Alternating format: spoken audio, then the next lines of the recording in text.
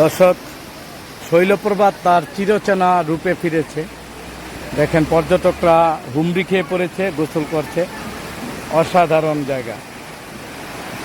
আমার শরীরটা বেশি একটা ভালো না, যার কারণে আমি নামছি না। বর্ষার মৌসুমে, বৃষ্টির সিজনে আসলে আপনারা এই শৈলপ্রপাতে এসে চমৎকার মজা করতে পারবেন। দেখেন, সবাই মজা করছে। ওই যে পাহাড়ি মেয়েরা এখনো পাহাড়ে উঠছে। এই বৃষ্টিতে ভিজে পাহাড় একেবারে পিচ্ছল হয়ে আছে, তারপরও তারা তাদের কাজ থেমেনি, তারা কাজ করছেই। চমৎকার চমৎকার। ওই যে দেখেন, ওইখানে আবার গোসল করছে চমৎকারভাবে। ঝর্ণা দেখলে সবারই গোসল করতে ইচ্ছে করে। আসলে আমারও ইচ্ছে করছে, অনেকটাই ইচ্ছে করছে। ওই যে দেখেন, পাহাড়ি একটা মেয়ে এখন পাহাড়ে উঠবে। এই যে পাহাড়টায় আমি আর সুরে আলম এই পাহাড়টায় অনেকদিন আগে উঠেছিলাম। তো শৈলপ্রপাত আসলে দর্শক, সব প্রথম কাজটা আপনারা করবেন যে এখানে এসে অবশ্যই আনারস খাবেন। এখানকার আনারস হচ্ছে বাংলাদেশের ভিতরে বিখ্যাত এবং সুমিষ্ট।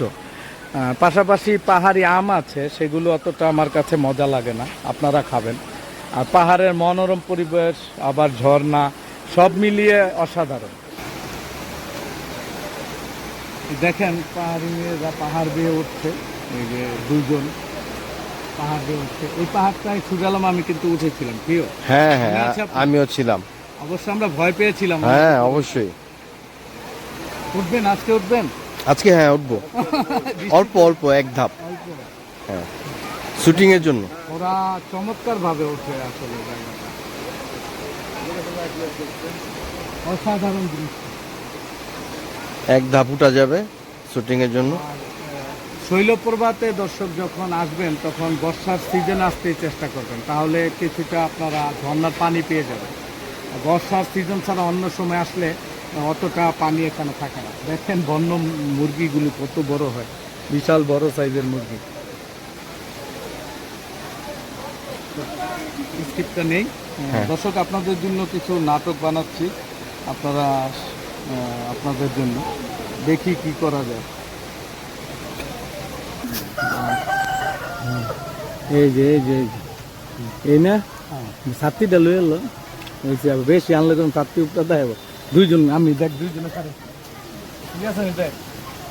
হ্যাঁ, দুইজন আইসেন একবারে ক্লিয়ার। হ্যাঁ, পুরো ক্লিয়ার। ঘুরে রাখছিল ওরা না যে। হ্যাঁ,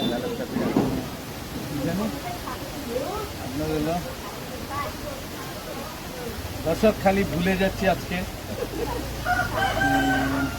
কি করতেছ? মোবাইলে এত মন খারাপ। মোবাইল নিয়ে আমি চিন্তিত, বুঝলেন? আপনি আইবেন, আইয়া দাঁড়াইবেন। কি করতেছ? কিরে, মোবাইলে কি করতেছ? এত মন খারাপ তখন আমি কমু যে আচ্ছা আইন দর্শক। হ্যাঁ, আইন অ্যাকশন। কিরে বন্ধু, কি করতেছ?